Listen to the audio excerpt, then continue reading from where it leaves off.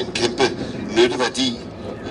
Det var første gang i august 47, og flyet er stadigvæk i produktion, selvom Antonov-præsidiet ikke har fremlagt nogen siden 1960, så kan man stadigvæk købe dem.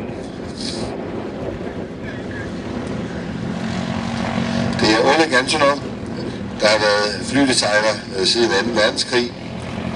Han dannede sit eget firma med hensigt at skabe fly i stand til næsten enhver opgave, og det lykkedes han med faktisk.